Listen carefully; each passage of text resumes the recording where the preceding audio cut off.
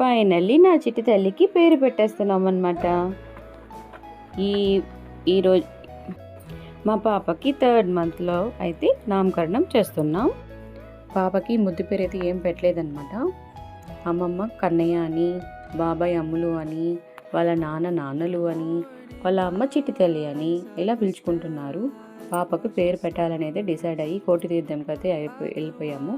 అక్కడ శివయ్య ముందు పేరైతే పెట్టుకుంటున్నాము. శివయ్యకి రుద్రాభిషేకం అయిన తర్వాత ఇలాగా బియ్యం మీద పాప పేరైతే రాయమన్నారు.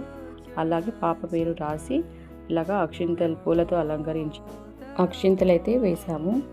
మీలో ఎవరైనా కోటి తీర్థంకి వెళ్ళుంటే కామెంట్ సెక్షన్లో కామెంట్ చేయండి. పాపకి పేరు ఆస్ట్రాలజికల్గా న్యూమరాలజికల్గా కరెక్ట్గా సూట్ అవ్వాలని చెప్పని నేను మా ఆయన ఒక పేరు అయితే డిసైడ్ చేశాము. అది ఆర్తో స్టార్ట్ అయ్యి ఏతో ఎండ్ అవుతుంది. సరస్వతి దేవి పేరు. ఎవరైనా గెస్ట్ చేస్తే కామెంట్ సెక్షన్